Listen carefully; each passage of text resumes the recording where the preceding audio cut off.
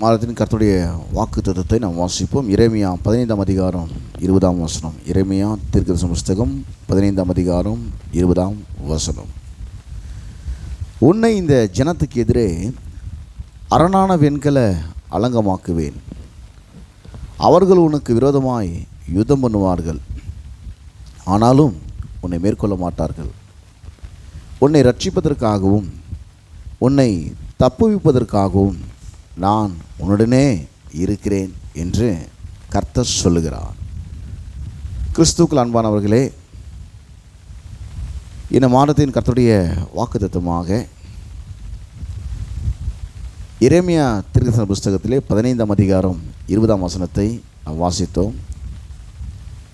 இங்கே பார்க்கும்பொழுது எது நம்முடைய பலவீனமான பகுதியாக இருக்கிறதோ, வீக்னஸ் பாயிண்ட்னு சொல்லுவாங்க பாருங்கள், அதை பார்த்தா பிசாசு தாக்குவான். அங்கே தான் கர்த்தர் தம்முடைய பலனை விளங்க பண்ணுவார். என்ன சொல்கிறாருன்னா, உனக்கு காலி பண்ணிடலாம், நீ ஒன்றும் இல்லைன்னு நினச்சிருவாங்க, நினச்சி உங்கள்கிட்ட யுத்தம் பண்ண வருவாங்க.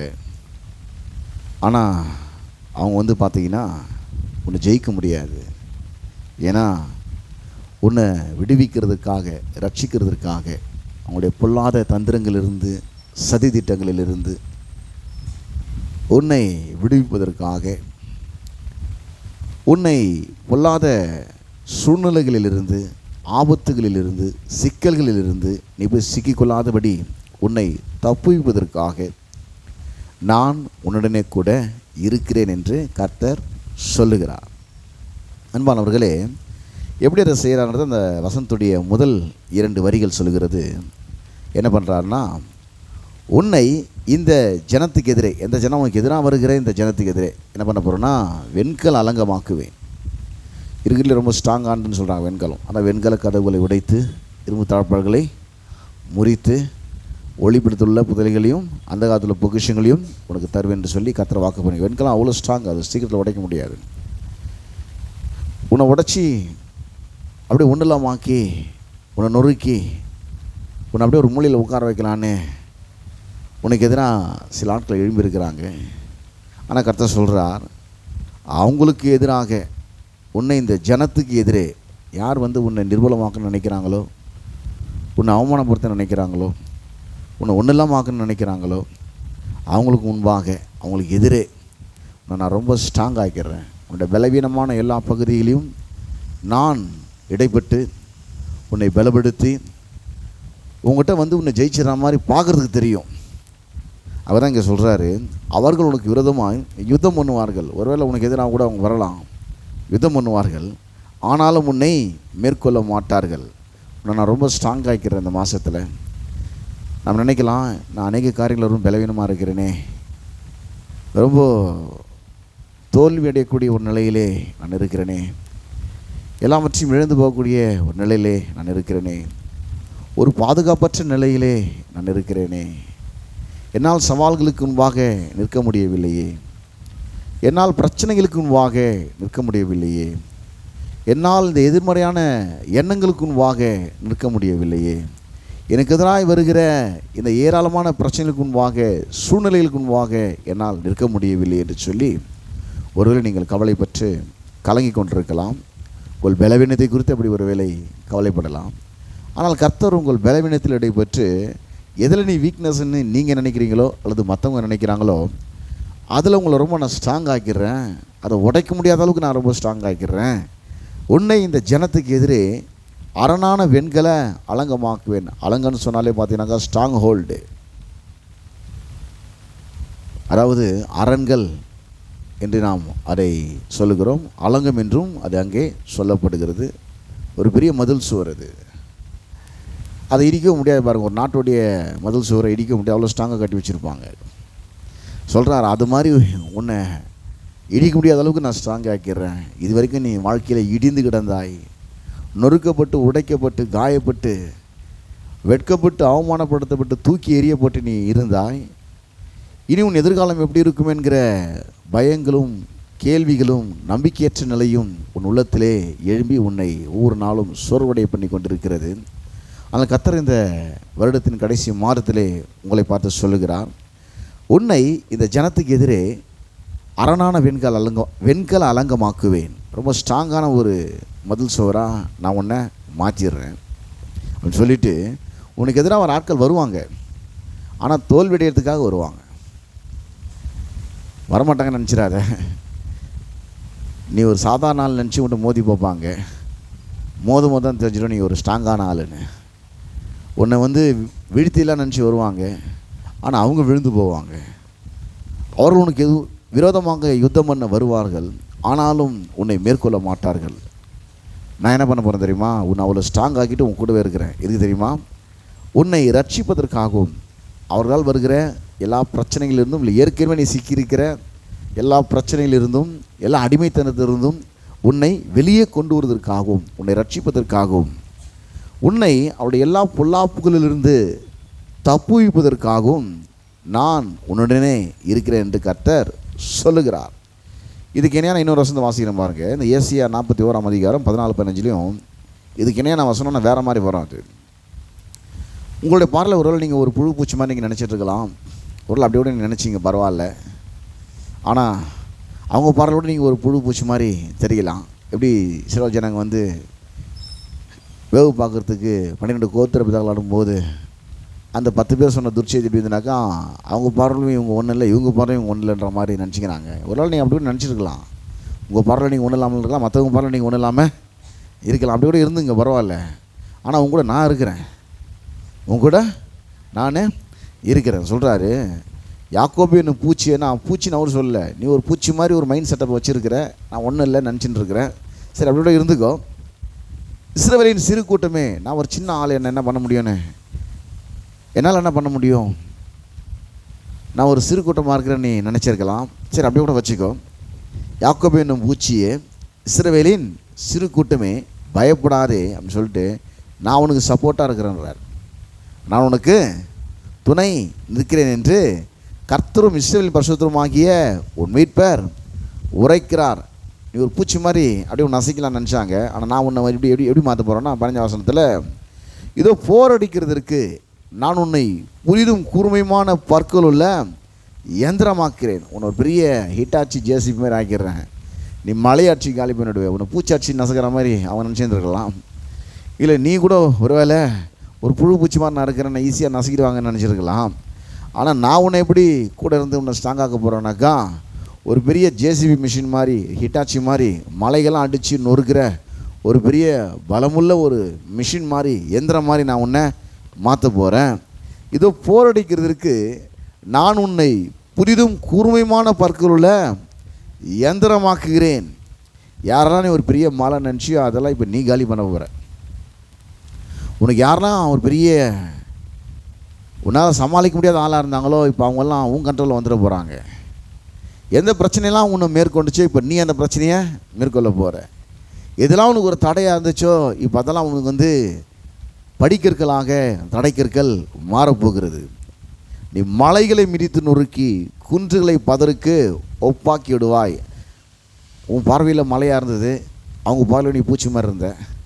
உன் பார்வையில் அவங்க ஒரு பெரிய மலை மாதிரி, அசைக்க முடியாத ஒரு வெண்கல ஸ்ட்ராங் மாதிரி, அலங்க மாதிரி அவங்க இருந்தாங்க. ஆனால் இப்போ நான் உன்னை வெண்கல அலங்கமாக்கி உன் கூட நான் இருந்து உன்னை நான் ஸ்ட்ராங் பண்ண போகிறேன்.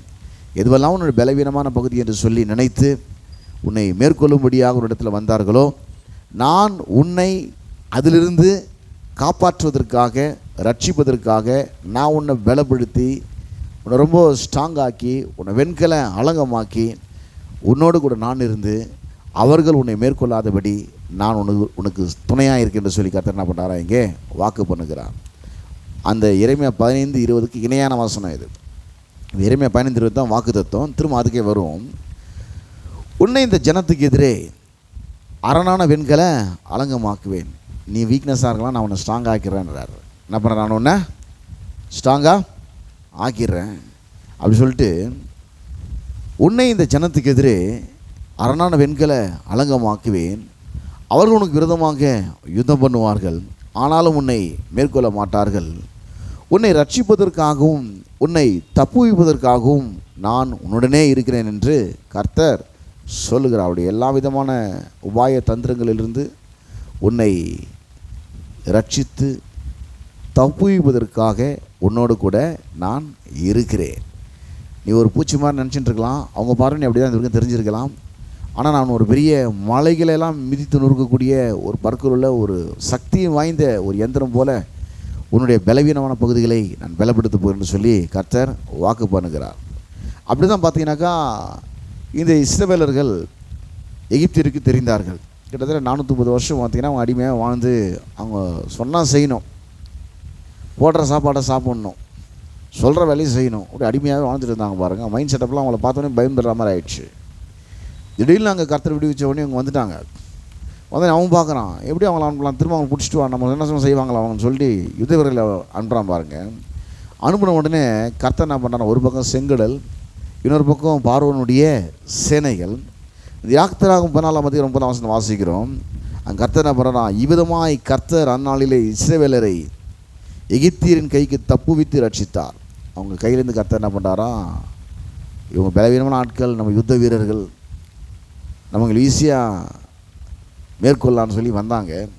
ஆனால் கர்த்தர் அவங்களுடைய உருளைகளை கழல பண்ணவும், அவருடைய ரதங்கள் கழன்று கீழே விடவும், அவர்கள் சமுத்திரத்திலே மாண்டு போகவும் கர்த்தர் என்ன பண்ணாராம், அந்த சமுத்திரத்தை இவர்களுக்கு வழியாகவும் அவர்களுக்கு முடிவாகவும் தேவன் ஏற்படுத்தி அங்கே இஸ்ரவேலரை எகிப்தியரின் கைக்கு தப்புவித்து ரட்சித்தார்.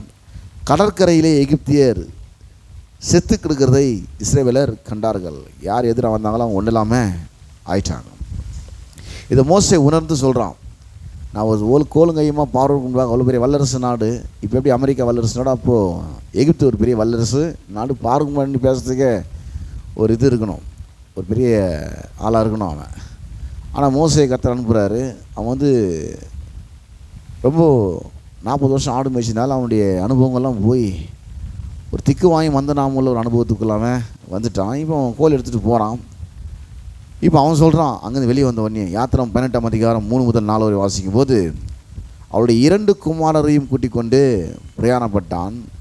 நான் அந்நிய தேசத்திலே பரதேசியானேன் என்று மோசே சொல்லி ஒரு மகனுக்கு கெர்சோம் என்று பெயரிட்டிருந்தான். நான் அந்நிய தேசத்தில் எகிப்து தேசத்தில் ஒரு பரதேசியாக சப்போர்ட் இல்லாத ஒரு ஆளாக, எனக்கு யாருமே உதவி செய்ய முடியாத ஒரு நிலையிலே ஒரு கேட்பாரற்று கிடந்தேன், தனிமையிலே நான் இருந்தேன்.